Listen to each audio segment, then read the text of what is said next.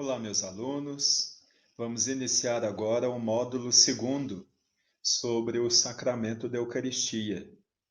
Já falamos aí no módulo 1 sobre o sacramento da Eucaristia, uma introdução, conceito jurídico, da celebração da Eucaristia e o primeiro artigo que nós vimos, do ministro da Eucaristia. Agora vamos iniciar neste módulo para ver os 3 artigos seguintes sobre o sacramento da Eucaristia, da participação no sacramento da Eucaristia, dos ritos e, por fim, do tempo e lugar da celebração da Eucaristia. Vamos aí acompanhar, vamos ver se a gente consegue visualizar o que nós temos aí de uma introdução da fala do Papa Francisco. Eu sei que no vídeo anterior essa fala do Papa ficou bem baixinha. Eu não sei se será possível. Se não for possível, depois eu disponibilizo para vocês o vídeo do Papa Francisco.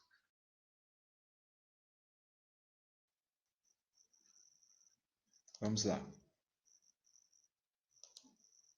Questa presenza solidale del Figlio di Dio è dappertutto.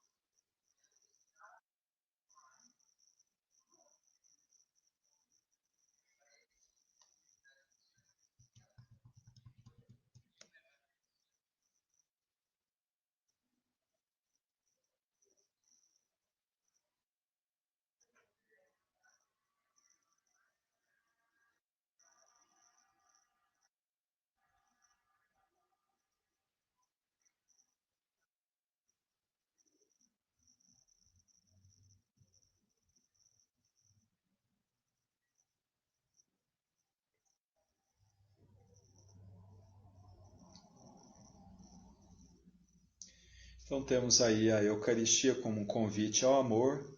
Cristo nos oferece a si mesmo. Apenas uma pequena introdução. O artigo 2º do Código de Direito Canônico, nós temos aí da participação na Santíssima Eucaristia. Lembrem que naquele primeiro módulo nós trabalhamos a dimensão da Eucaristia, sacramento, sacrifício. Agora falaremos sobre a dimensão da Eucaristia, sacramento, comunhão. O cânon 902 preceitua que é direito dos fiéis a comunhão eucarística. Qualquer batizado que não esteja proibido ou impedido pelo direito pode comungar. Nós temos aí as situações em que configuram em proibição para que o fiel possa comungar. Nós já sabemos aí. Seja aqueles fiéis que estão amasiados, que não regularizaram sua situação matrimonial, aqueles que estão em segunda união, em virtude da primeira união, constitui um impedimento canônico, não só para regularizar a segunda união, mas, consequentemente, também para comungarem, e sejam também aqueles que estão unidos aí por um vínculo de uma união apenas consensual, mas que não estão casados na igreja, também estão impedidos de receber a comunhão eucarística. A concretização do direito dos fiéis previsto lá no cano 213 vai apresentar esse direito fundamental do fiel na igreja. Retomando um pouquinho o cano 213, vamos ver lá.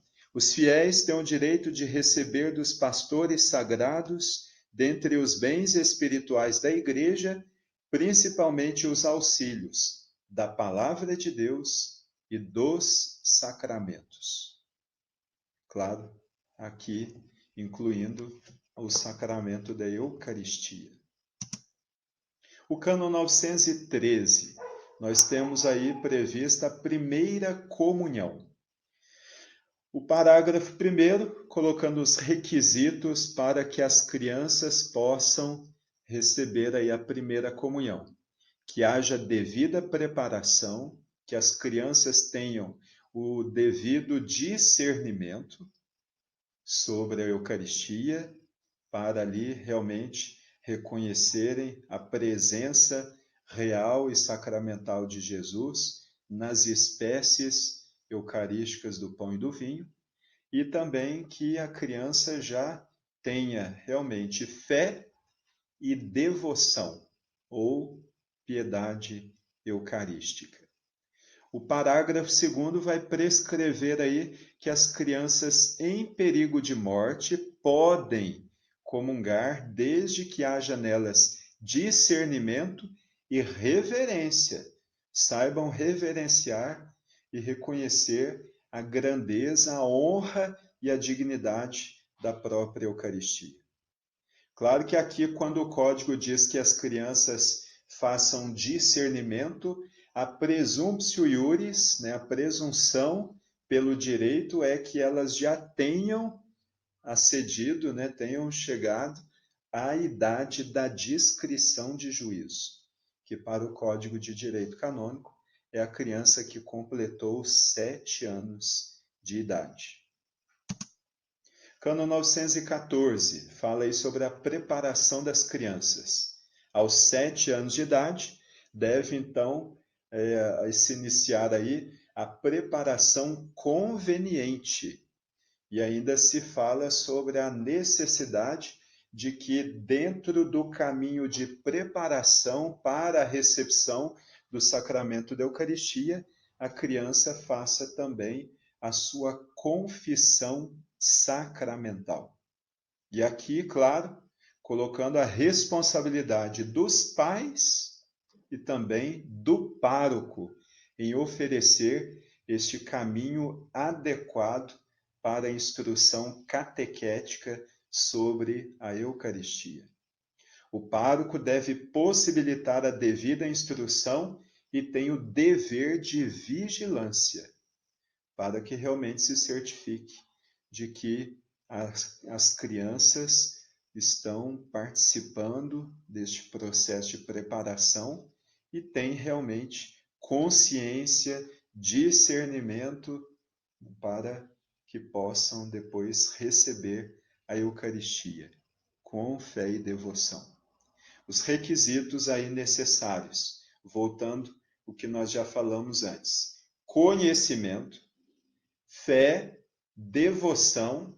Aqui nós vemos uma pequena e uma ligeira questão da letra canônica, que ora se diz discernimento e ora se diz desde que a criança faça reverência ao sacramento.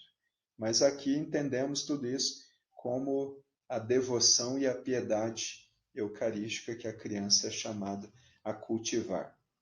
E a confissão sacramental. Estes são os requisitos, os elementos para a avaliação, né, do perfil, se a criança realmente pode receber a Eucaristia ou não, ou se ainda alguma dessas situações, desses requisitos que são deficitários, em que se necessita um maior investimento ainda. Cânon 915, aí se coloca aqueles que são impedidos de comungar. É a realidade daqueles que foram excomungados pela Igreja, por aqueles que foram interditados, estão sob alguma pena canônica, alguma interdição, alguma limitação ou restrição da sua liberdade ou da sua participação na igreja ou nos sacramentos. E aqueles que perseveram em pecado grave, obstinado e manifesto. Então, esse pecado grave aqui realmente é uma situação moral que o impede de participar da Eucaristia. É por essa razão que amasiados e divorciados não podem receber a comunhão eucarística, porque mesmo que se confessem e mesmo que obtenham o perdão de seus pecados, mantendo a situação, a irregularidade, vão permanecer aí em pecado grave, nessa questão aí de pecado obstinado e manifesto, né? Vão continuar aí na situação. E por essa razão é que eles ficam impossibilitados de comungar, uma vez que a lei canônica pede aos fiéis, aqueles que vão receber a comunhão eucarística, que estejam em estado de graça ou que não tenham pecado grave, não estejam aí em pecado grave. Embora em caráter de exceção, a lei mais adiante vai dizer que, se não for possível se confessar antes, que comunguem, mas o quanto antes confessem, né? E ali, antes de confessar, façam o seu ato de contrição. Mais adiante, a gente vai recordar essa normativa. A Familiares Consórcio, número 84, já vai falar sobre essa situação e essa realidade que constitui para a Igreja uma situação de grande dor por parte daqueles casais, né, que, infelizmente, não podem receber a comunhão eucarística. Aqueles que estão em uniões de fato, aqueles recasados, né, casados novamente no civil, mas que já contraíram uma união sacramental anterior na igreja, que não foi declarada nula, foi válida, então, portanto, há um impedimento canônico para a regularização da situação atual. O que a igreja apresenta para estes fiéis é que ainda, né, tenham o devido acolhimento e o incentivo a outros meios para que recebam a graça e estejam em comunhão com a igreja. Claro que aqui nós poderíamos, inclusive, trazer muitas outras indicações pastorais aí que a Amoris Laetitia também nos apresenta, né? Mas como são situações aí que tangem mais o aspecto moral, então a gente deixa para uma outra oportunidade tal abordagem. Aqui nós queremos trazer apenas e exclusivamente a abordagem jurídica. Bem, para quem não conhece, nós temos na Congregação para a Doutrina da Fé uma carta aos bispos da Igreja Católica a respeito da recepção da comunhão eucarística por fiéis divorciados novamente casados. Ou seja, critérios em que se pode acolher fiéis divorciados novamente casados, né, para a comunhão eucarística. Não são todos, vou dizer já bem claro aí, não são todos. Há critérios para que se faça o devido discernimento se há alguns casais que podem aí participar da comunhão eucarística.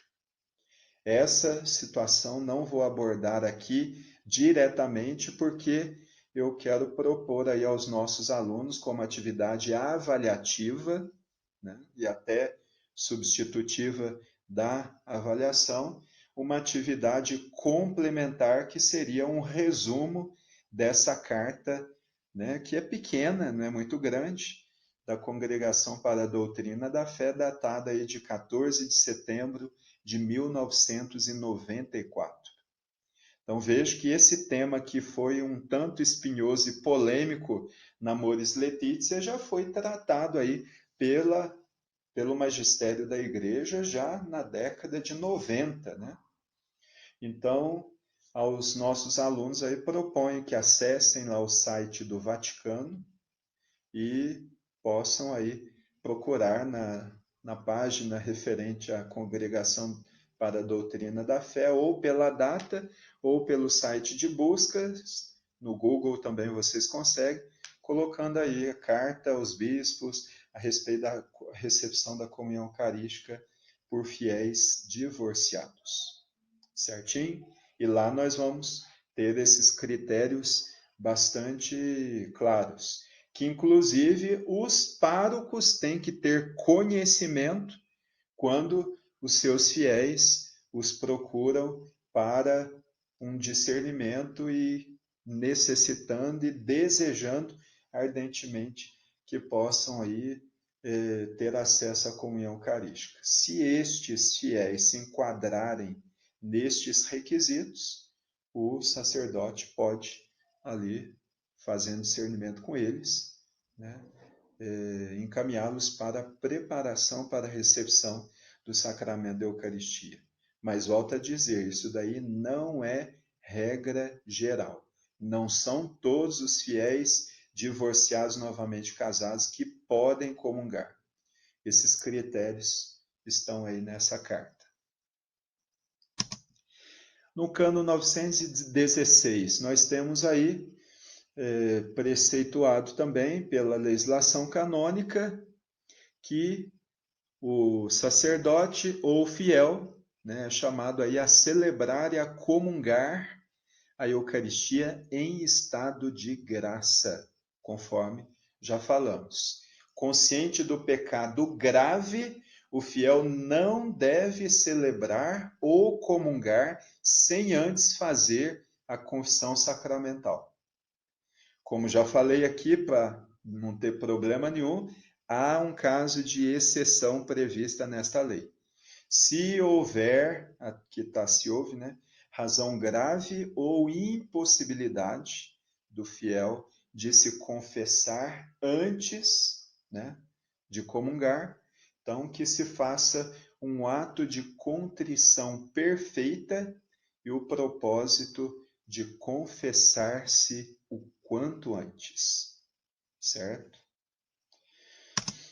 O cano 916 ainda vai aí trazer essa determinação que já remonta ao Concílio de Trento, que é a obrigatoriedade de se confessar, estando em pecado mortal, antes de comungar.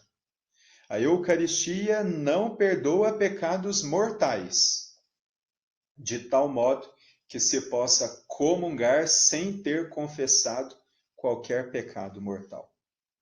Voltamos aí a dizer, a Eucaristia perdoa os pecados veniais, os pecados leves, mas os pecados mortais, os pecados graves que atentam contra os mandamentos da lei de Deus, estes urge a necessidade de uma confissão sacramental bem feita. Cano 917. Aqui nós temos previsto que o fiel pode comungar 2 vezes no mesmo dia, mas somente dentro da celebração eucarística. O Catecismo da Igreja Católica, no número 1388, já vai dizer, né? Ali se fala de uma participação mais perfeita, embora que não comungue, também participa com proveito, ainda que menos perfeitamente. Aqui a legislação eclesiástica está dizendo daqueles fiéis que não podem comungar. Ou seja, a presunção aqui é de que a participação plena do fiel é com a comunhão eucarística. Mas sem a comunhão eucarística, essa comunhão, ainda que menos perfeitamente, deve, né, o fiel participa ainda assim com proveito. Não é aquela situação em que alguns acham, se eu não comungar não valeu nada. Valeu sim, tem o seu mérito, tem o seu proveito sim, o fiel que participa e infelizmente não pode comungar. Uma coisa é não poder comungar, outra coisa é não querer comungar. A exceção prevista aí a este cânon 917 de que o fiel possa comungar 2 vezes no mesmo dia é aqui o do sacerdote, que muitas vezes acaba celebrando mais que 2 vezes no mesmo dia, né? Celebra até 3 vezes ao dia, conforme a lei canônica permite. O Cânon 918 prevê aí a comunhão dentro e fora da missa. Olha, temos que entender muito bem essa norma canônica. A recomendação é que se comungue na própria celebração eucarística. Fora da missa, o fiel pode comungar? O direito vai dizer, por justa causa, sim. Por essa razão, deve-se observar aí os ritos litúrgicos. Eu até esqueci de preparar aqui. Deixa eu ver, nós temos o ritual. Deixa eu só pegar aqui o ritual da Sagrada Comunhão. Isso. E o culto do mistério eucarístico fora da missa. Então, quem ainda não teve oportunidade de ver esse material, esse ritual, nós temos aqui previsto, inclusive, 2 situações em que se pode comungar fora da missa, que seria, claro, através do rito com uma celebração mais extensa da palavra de Deus, ou culto, conforme nossas comunidades aí muitas vezes estão habituadas a chamar, e o rito com uma celebração mais breve da palavra de Deus, que é o caso, inclusive, que se utiliza para a comunhão aos enfermos, certo? Então, a celebração do culto com a administração e com a comunhão eucarística. Aí sim é possível, certo? Então, é nessa situação que se é prevista a comunhão fora da missa. E não conforme nós vimos aí, nesses casos de pandemia, algumas comunidades aí querendo oferecer a comunhão no sistema drive-thru, né? Não, é totalmente contrário, não tem nada a ver, porque um fiel chegar de carro lá na porta da igreja e comungar e ir embora, isso a lei não abre essa brecha, né? Isso daí é contrário à lei canônica. Não é preciso causa grave, basta causa justa, ou seja, razoável, como a dificuldade de horário para participar nesse dia da missa. Imaginemos um fiel que trabalhe e não possa participar daquele horário de missa. Ou então de um fiel que mora na zona rural e não tem acessibilidade, possibilidade de participar da celebração da missa, só do culto dominical. Então, isso sim qualificaria como causa justa. O Cânon 919 prevê aí o jejum eucarístico para o comungante. Isso mesmo. A lei eclesiástica, ela de forma nenhuma, né, exclui o fiel da obrigação de observar o jejum eucarístico. Em que consiste o jejum eucarístico? O parágrafo 1º vai dizer: 1 hora antes da Sagrada Comunhão, o fiel deve se abster de qualquer comida ou bebida, exceto água ou remédios. 1 hora. Veja que aqui se diz 1 hora antes da Sagrada Comunhão e não 1 hora antes da missa, certo? Então, prevendo-se aí que quando começa a missa, a Sagrada Comunhão geralmente ocorre mais que meia hora depois, né? Então, por aí se prevê realmente 1 hora antes da Sagrada Comunhão. E o parágrafo 2º que prevê aí o sacerdote que preside ou celebra 2 ou 3 missas pode tomar algum alimento no espaço entre a segunda e a terceira missa sem observar este jejum e este intervalo de 1 hora antes da comunhão, certo? E o parágrafo 3º, que em caráter de exceção, aqui apresenta que os idosos e enfermos e seus cuidadores podem comungar mesmo sem o jejum requerido. Então, isso é muito importante que os nossos ministros extraordinários da Sagrada Comunhão possam orientar aí os nossos enfermos, idosos, que recebem a comunhão eucarística, que eles estão desobrigados desse jejum requerido, principalmente quando acabam se alimentando justamente para tomar aí algum tipo de medicação. Como também os seus cuidadores, viu? Seus cuidadores também estão desobrigados e podem também receber a comunhão eucarística. Bem, nós temos 3 espécies de jejum. Falando de jejum, deu vontade de beber água já. 3 jejuns. Nós temos o jejum natural, que inclusive é proposto pelos nutricionistas. Hoje já há comprovação científica de que o jejum faz bem à saúde. Claro que o jejum, segundo critérios específicos, de forma moderada, sem nada que seja aí contrário às normas das leis da nutrição. O jejum penitencial, que é o que a igreja também propõe aos seus fiéis, é o jejum que consiste num ato de mortificação, de sacrifício e também de conversão, que pedagogicamente os fiéis são convidados, inclusive, a praticar durante o tempo quaresmal, mas não só na quaresma.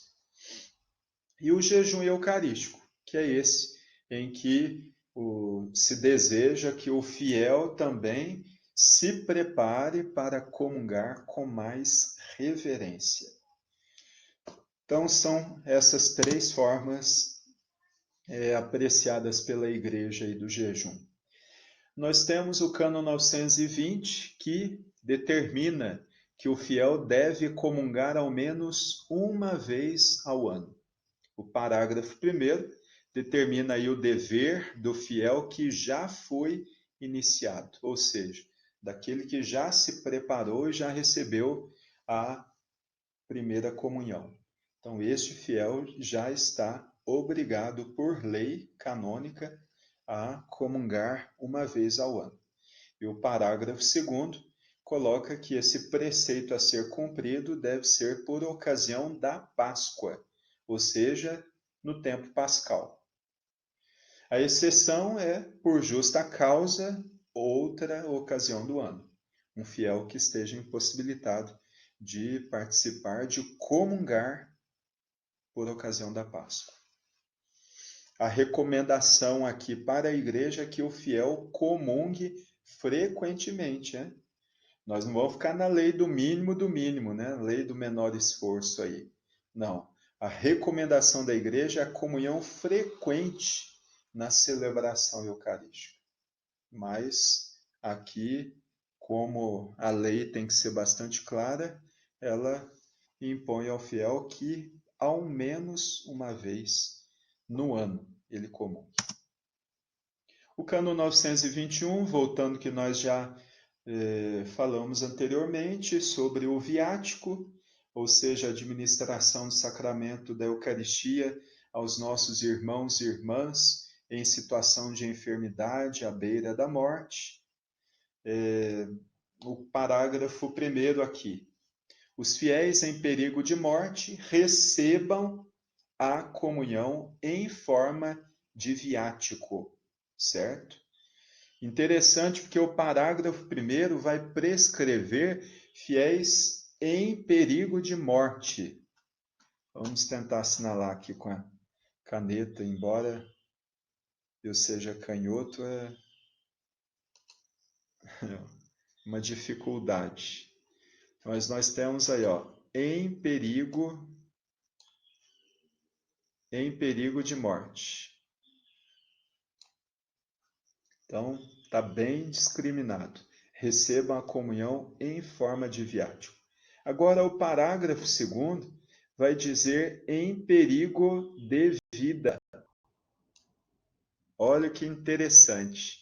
Fiéis em perigo de vida, ou seja, quando a sua situação já se encontra ameaçada, não quer dizer apenas em perigo de morte, comunguem-se de novo, mesmo que tenham recebido no mesmo dia. Então aqui se prescreve que mesmo aquele fiel que tenha recebido a comunhão eucarística naquele dia, se houver uma piora no seu quadro de saúde, ou se ele tiver alguma situação ameaçada, não precisa ser à beira da morte, podem comungar uma segunda vez. E o parágrafo 3º já vai determinar aqui, em perigo de morte, que comunguem várias vezes em dias distintos. Ou seja, podem ter uma comunhão mais frequente.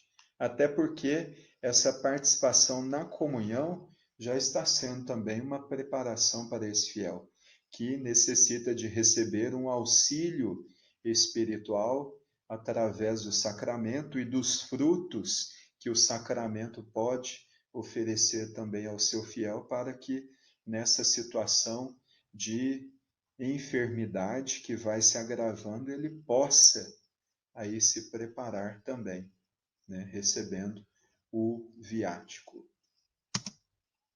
Ao direito dever das pessoas de receberem a Sagrada Comunhão, corresponde o dever de administrá-la pelos presbíteros. Então, o que é direito do fiel vai ser dever e obrigação dos ministros sagrados.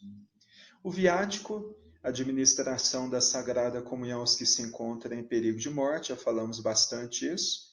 O significado da palavra viaticum, do latim, ajuda para o caminho. É o Cristo dado como companheiro de viagem nos momentos decisivos. Inclusive, a gente vê isso de uma forma bonita, colocada lá no Salmo 22, 23. Ainda que eu passe pelo vale tenebroso da morte, nenhum mal eu temerei, porque tu estás comigo, Senhor. Então, é um consolo para nós isso, né? Saber que mesmo a realidade mais dura e cruel que todos nós haveremos de passar, que é a realidade da morte, o Senhor ainda se faz solidário a nós nesse momento, nessa última travessia da nossa vida. Cano 922, o viático aos enfermos. Então, nós temos previsto aí, não se deve adiar o viático aos enfermos, e que os enfermos o recebam com plena lucidez. Tenham ainda o discernimento e a clareza.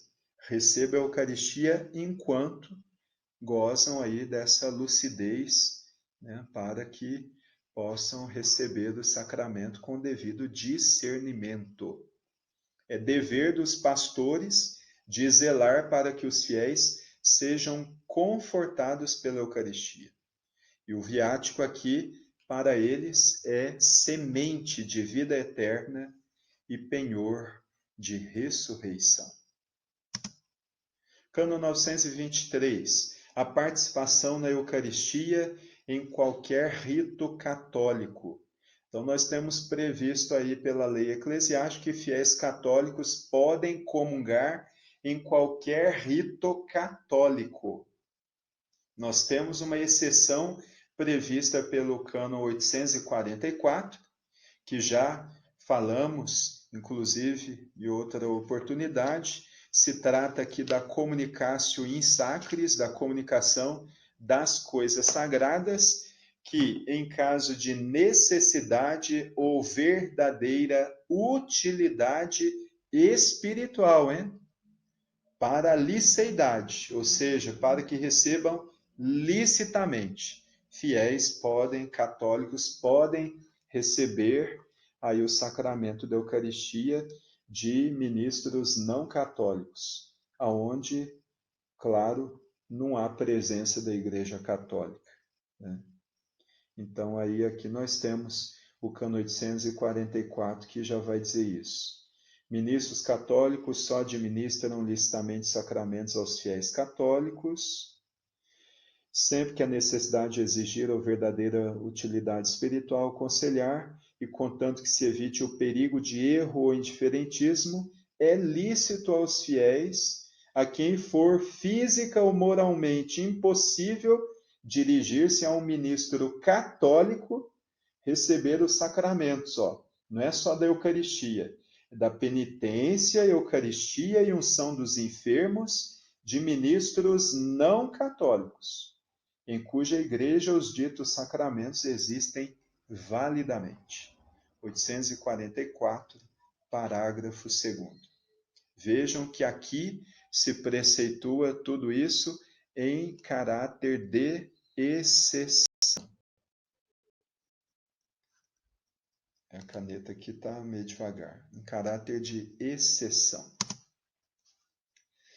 Vamos agora para o artigo 3º dos ritos e cerimônias da celebração eucarística. Então, cano 924, parágrafo 1º, prescreve aí: deve-se celebrar o santo sacrifício com pão e vinho, e a este juntar um pouco de água. Vinho com algumas gotas de água afeta a liceidade, não a validade. No caso, se não colocarem as gotas de água, né? Isso só afetaria a liceidade, não a validade. Mesmo que, por alguma circunstância ali, o padre não coloque a água, uma pequena quantidade de água no vinho, isso não afeta a sua validade. Embora seria um ato ilícito, ilegal. O Concílio de Trento já coloca, né? Esta mistura recorda a água e o sangue, que brotaram do lado do Redentor na cruz, para fazer aqui uma menção explícita às duas naturezas de Cristo.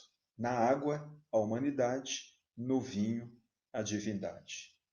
Embora a gente tenha compreensão é dessa outra forma, né, que nós estamos habituados aí a falar, que a participação é a humanidade imersa no mistério, né, da divindade de Jesus.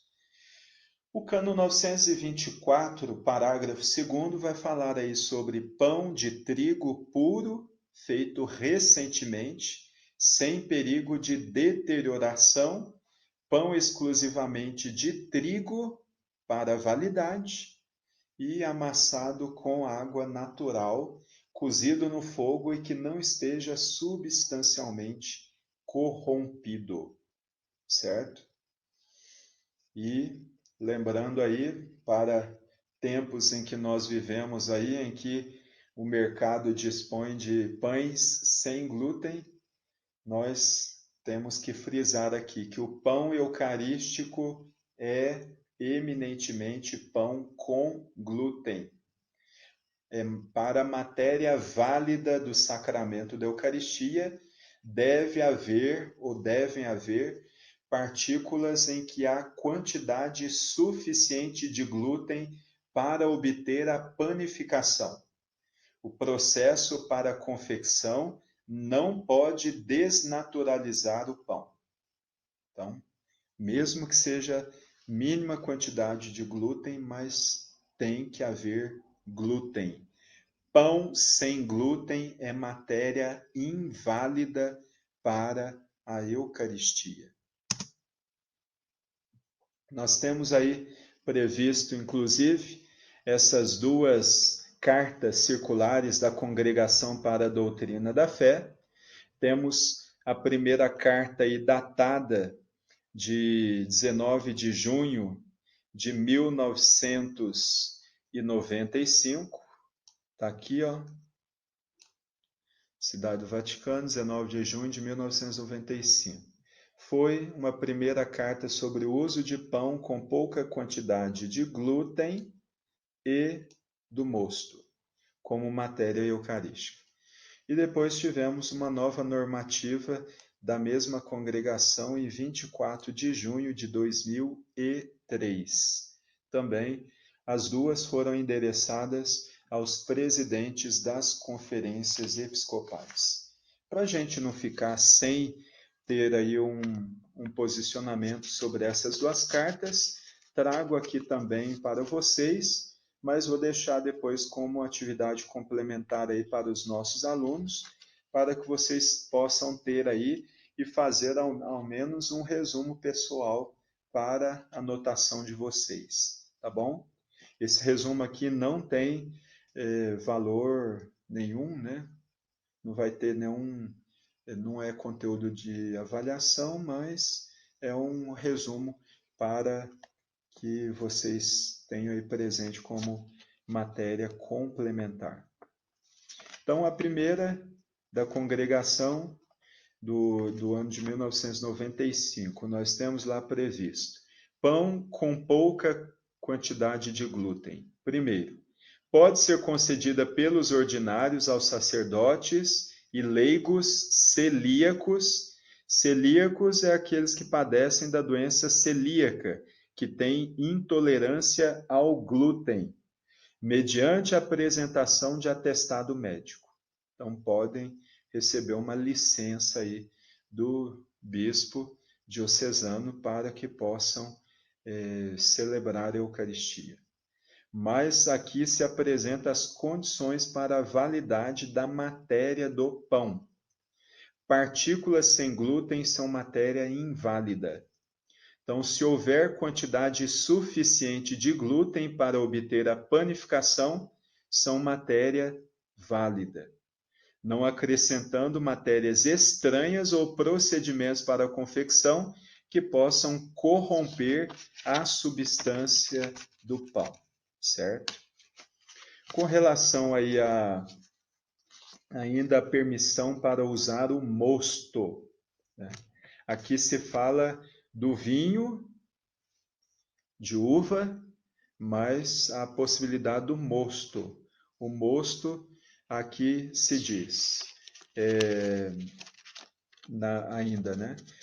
A melhor solução para o sacerdote seria a comunhão por intinção, ou seja, colocando a espécie do pão e fazendo ali o mergulho ou molhando, ainda que seja pouco, no vinho consagrado.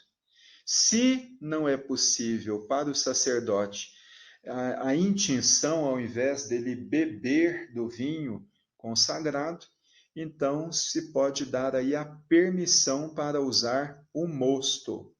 E aí então é o ordinário local, no caso o bispo diocesano, que pode dar aí aos sacerdotes que padecem ou sofrem de alcoolismo ou outra doença que os impeça de ingerir qualquer quantidade de álcool, mediante atestado médico, certo? A necessidade que seja aí dado um atestado médico, então, para que o bispo dê a licença para o presbítero usar o mosto. A gente pode até perguntar: e o sacerdote que não goste de tomar vinho e queira usar o mosto no lugar, pode? De forma nenhuma. Em terceiro lugar, nós temos aí previsto o mosto, do latim mustum, que é o suco de uva fresco, ou mesmo conservado, fresco ou conservado, suspendendo a sua fermentação. Vejam que há um processo inicial de fermentação, mas que depois é interrompido. Então, o mosto, ele tem um pequeno processo de fermentação, diferente do suco de uva, que não tem sequer nenhum processo de fermentação. Embora alguns autores digam que mosto e suco de uva vai dar na mesma coisa, mas tudo bem. Mas aqui o mosto, há um interrompimento do processo de fermentação que poderia ser por um método de congelamento ou um outro método. Se não altera a natureza e a substância, este mosto pode ser utilizado para aqueles para quem a licença foi dada pelo bispo diocesano, certo? Ainda nós temos aqui, ó, aqueles com permissão para usar o mosto estão proibidos de presidir uma missa concelebrada por outros sacerdotes. Não podem presidir a Eucaristia. Claro que há exceções, né?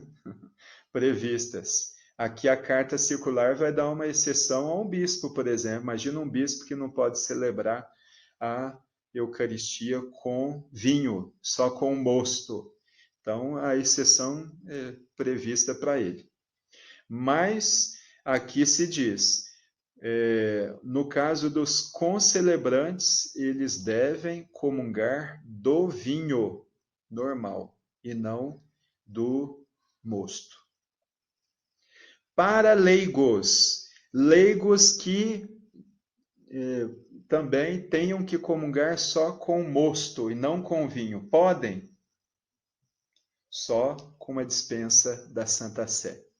Então, leigos que porventura, né, não possam, sejam celíacos, que não podem, com quantidade de glúten mínima que seja, não podem comungar e não podem também tomar vinho, esses leigos, então o pároco vai ter que fazer ali um pedido para a Santa Sé de dispensa para esses leigos. E aqui a carta de 95, de uma forma mais incisiva, vai dizer: candidatos ao sacerdócio não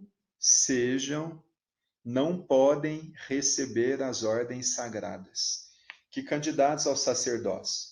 Candidatos ao sacerdócio que sejam celíacos ou que padeçam aí de algum problema e enfermidade que os impeça de usar o vinho para a celebração eucarística. Certo? Esta é a carta circular de 1995. Da carta de 2003, nós tivemos pouquíssimas mudanças com relação normativa, embora nós temos aqui da carta de 2003 de uma forma muito mais elaborada. O uso do pão sem glúten do mosto. Mais uma vez se frisa, hóstias completamente sem glúten são matéria inválida para a Eucaristia.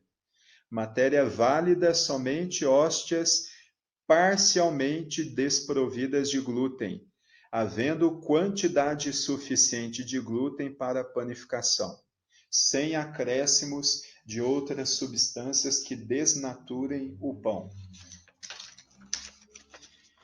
Com relação ao mosto, suco de uva fresco, quer conservado de modo a interromper a fermentação mediante métodos que não lhe alterem a natureza.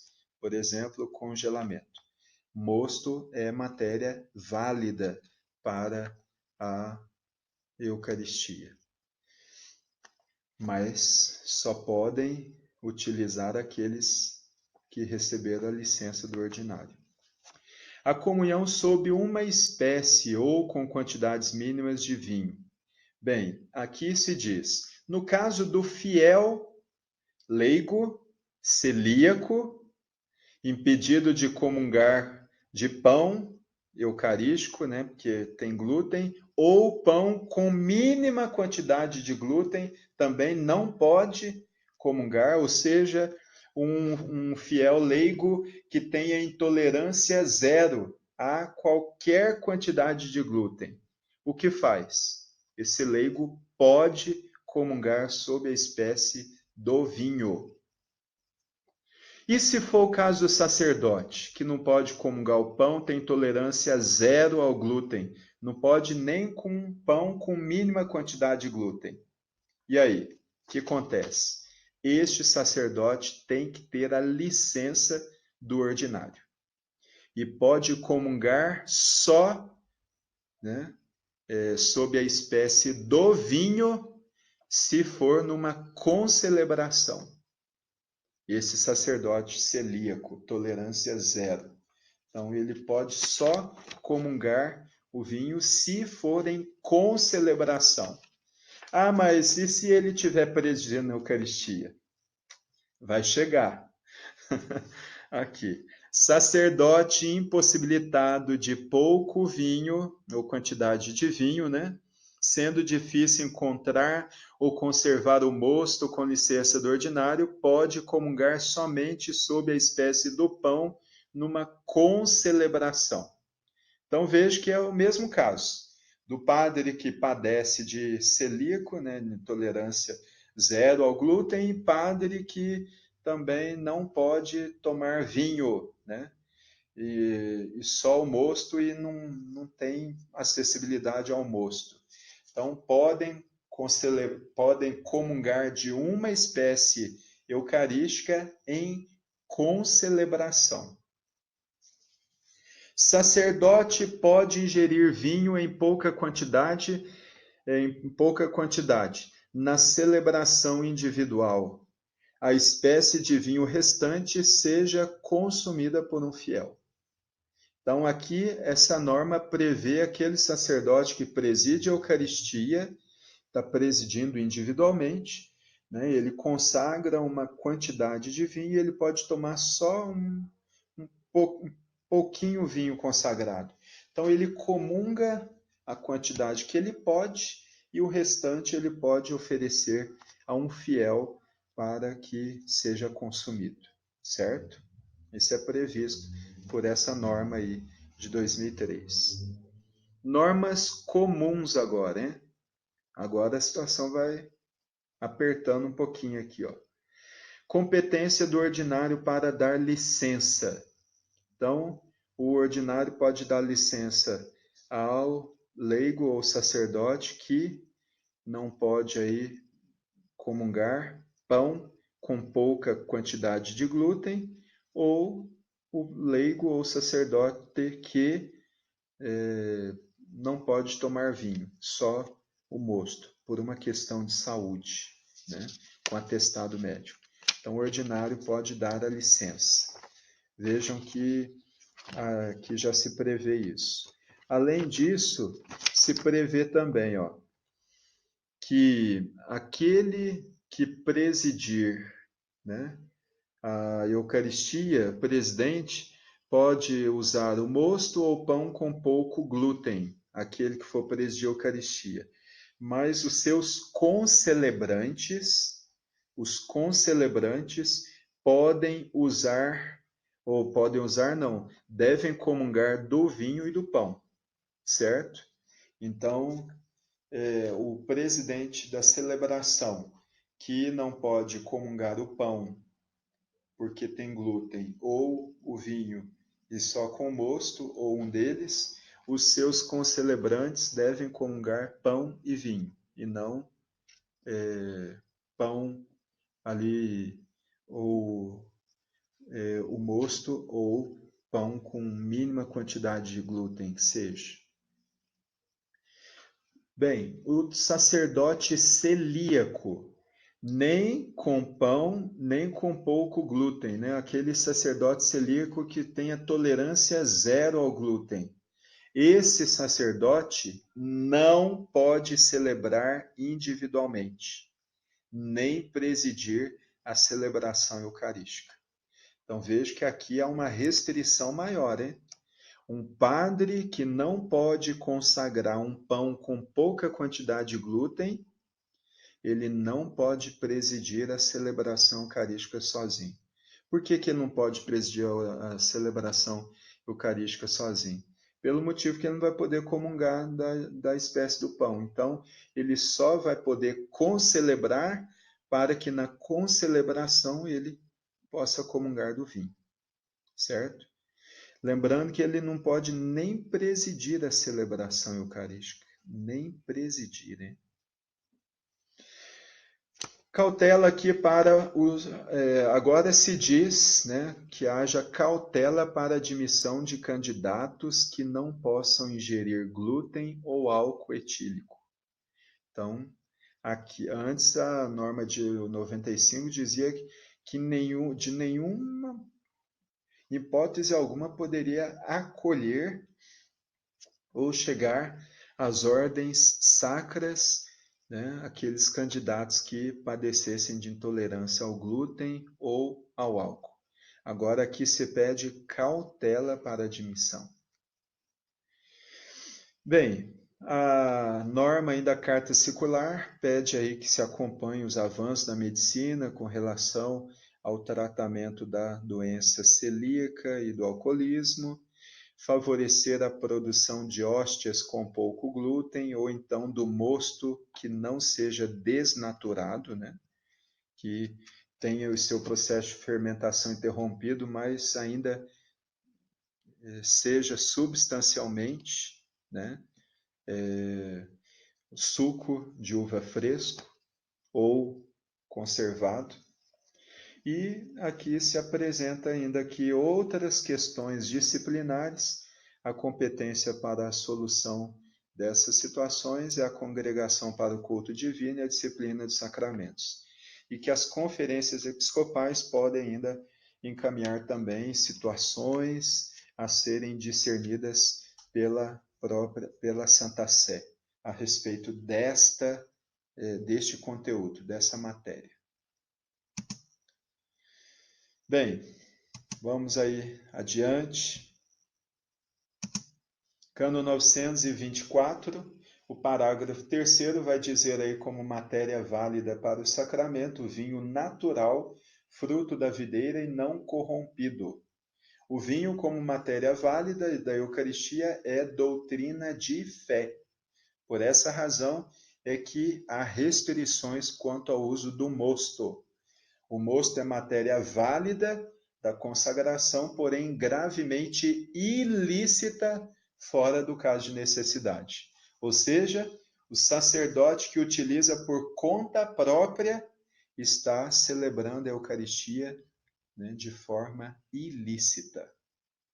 Certo? Aqui, conforme a carta que nós lemos aí da Congregação para a Doutrina da Fé, por mosto se entende o sumo de uva fresco ou conservado, no qual se suspende a fermentação. O ordinário pode conceder licença aos sacerdotes afetados de alcoolismo ou outro mal. O Cânon 925 prevê a distribuição da comunhão eucarística. Então, de que formas pode fazer a distribuição da comunhão eucarística?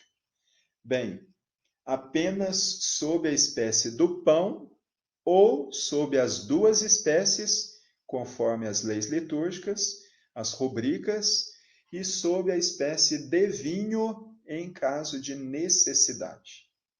Então, aqui nós podemos distinguir o modo ordinário do modo extraordinário. O modo ordinário sob a espécie do pão. O modo extraordinário sob as duas espécies ou só sob o vinho. Lembrando que aqui nesse modo extraordinário, quem vai determinar as ocasiões em que se pode fazer a distribuição da comunhão eucarística são as conferências episcopais e os ordinários locais, onde uma razão pastoral o aconselhar, certo? Então, não se assustem, pelo direito, embora haja paróquias que habitualmente deem comunhão sob as duas espécies, esse modo não é um modo ordinário, esse é um modo extraordinário. Quem deve vigiar sobre essa realidade é o bispo diocesano. Cânon 926. A matéria do pão utilizado para a celebração e Eucaristia, conforme a tradição, é o pão ázimo, ou seja, o pão sem fermentação. Segundo uma antiga tradição da Igreja Latina desde o século VIII. Então, o pão ázimo onde quer que se celebre. Lembrando que nós temos algumas igrejas orientais católicas que utilizam o pão sem o pão fermentado, não o pão ázimo, certo? Então, há algumas igrejas orientais que conservam esta sua tradição. mas aqui, para nós latinos, já é um costume vigente desde o século VIII. As instruções gerais do Missal Romano, lá no número 283 seguintes, ali trazem também outras considerações sobre o uso do pão, né, como matéria para a Eucaristia, o formato da hóstia, por exemplo, né, a forma plana e circular, após cozimento no fogo, com mistura de farinha, saiu errado aqui, ó, farinho, é farinha de trigo e água natural. Farinha e água. O cano 927 prevê aí que se deve consagrar simultaneamente as duas espécies, ou seja, não é lícito, nem em extrema necessidade, consagrar uma matéria sem a outra. Ou seja, consagrar o pão sem consagrar o vinho, ou consagrar o vinho sem o pão. Não é lícito. Nem é lícito consagrá-las fora da celebração eucarística. Então, para haver sacrifício, é indispensável a consagração das duas espécies. Não é válida a consagração apenas de uma espécie, certo? Então, aqui já se fala que não é lícito e também se diz que não é válido, certo? E uma vez que a celebração eucarística e a narrativa da ceia se prevê a consagração do pão e do vinho, então não podemos mudar isso aí, né? Conforme está previsto aí no ritual ou no ordo para a celebração da Eucaristia. O cano 928, a língua utilizada na celebração eucarística, na língua latina, ou outra língua, conforme ou contanto que os textos litúrgicos tenham sido legitimamente aprovados. Então, nós temos aí a fundamentação na Sacrosanto Concílio, número 54, nas instruções também do Missal Romano, no número 19.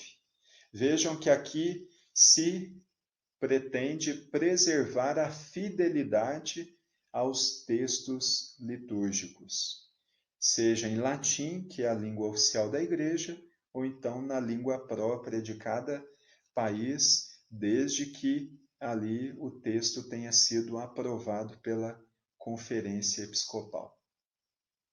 A Sacrosanto Concílio, número 22, vai dizer: ninguém pode acrescentar, suprimir ou mudar nada por iniciativa própria.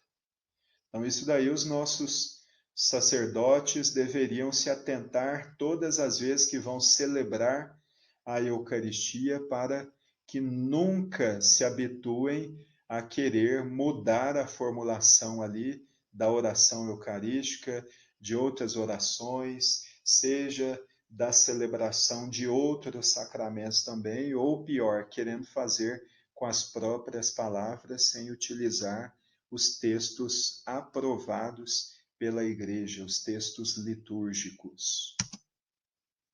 Cano 929 prevê o uso de paramentos para a celebração da Eucaristia.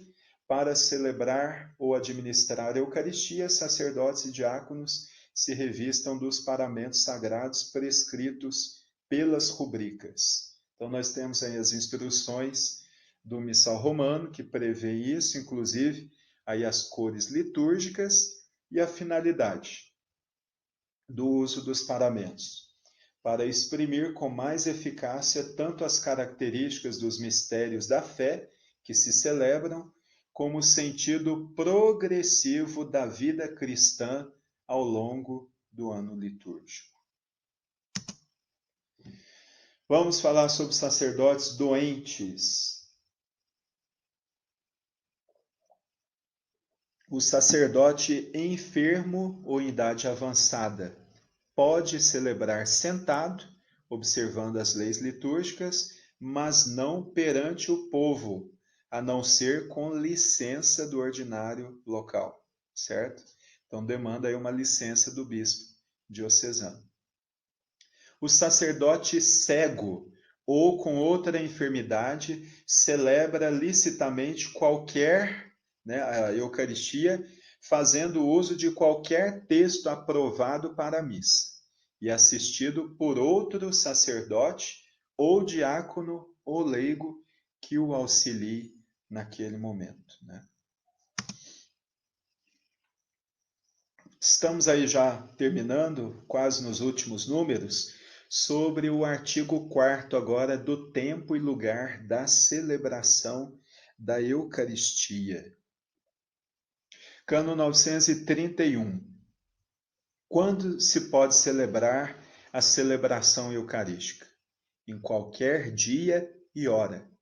Exceção, claro, daqueles dias previstos pelas normas litúrgicas em que não há celebração da Santa Missa, como é o caso da Sexta-feira Santa e como é o caso também do Sábado Santo. Durante o dia também não se pode celebrar a Eucaristia, a não ser já de tardezinha, né, de véspera, ou à noitinha, iniciando aí a vigília pascal. O cânon 932 prevê o lugar da celebração eucarística. O parágrafo 1º vai dizer: a celebração da Eucaristia deve ocorrer em lugar sagrado. Então, nós temos previsto aí na legislação da Igreja quais são esses lugares sagrados. Vamos estudá-los mais adiante. Igreja, oratório, capela privada, né, ou capela do bispo, e santuário.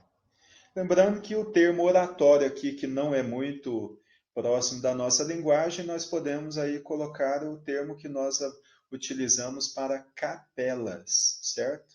Então, o que popularmente nós dizemos capela, o código entende como oratório, certo?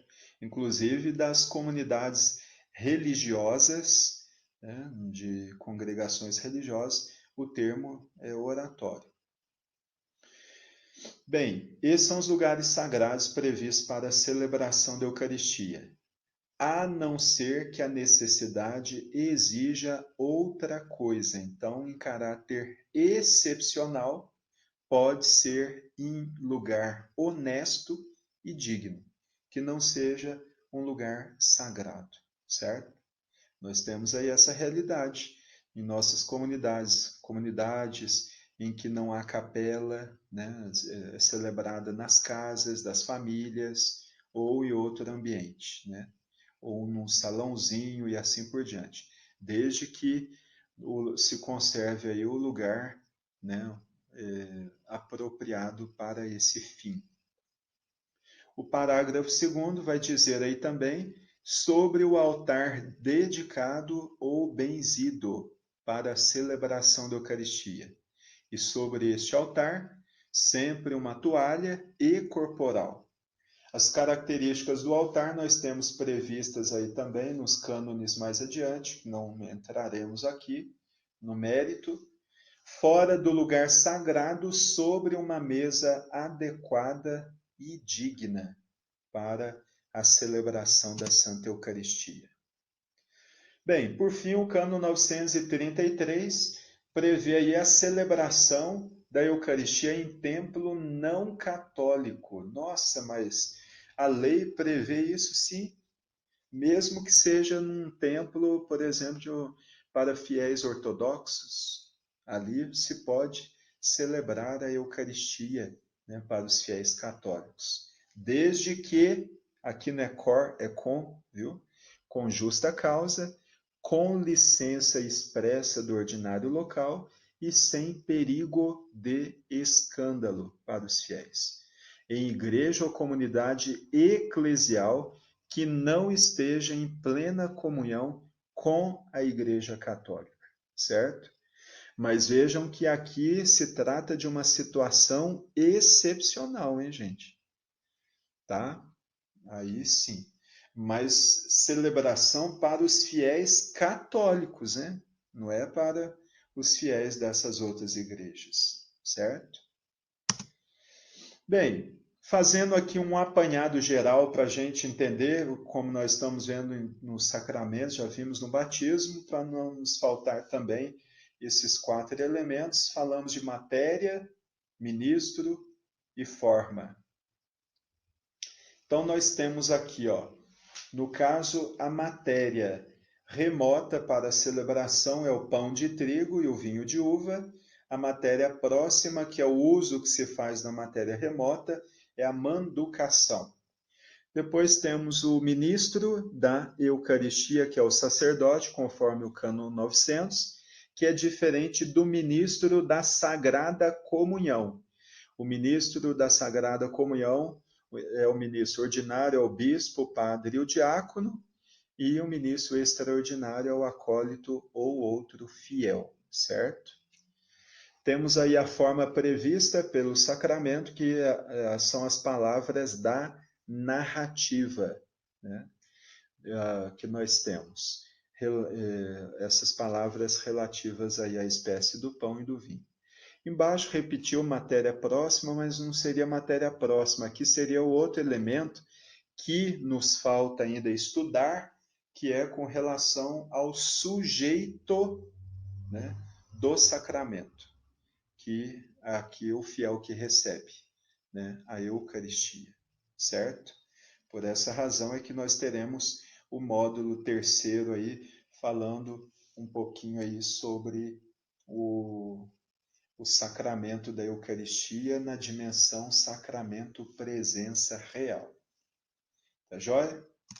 Essa é a parte um pouquinho mais longa que nós temos, né, deste capítulo 1º, daquele esboço inicial. Nós estaremos trabalhando na próxima aula os capítulos 2º e 3º relativos à conservação, veneração da Eucaristia e também das espórtulas.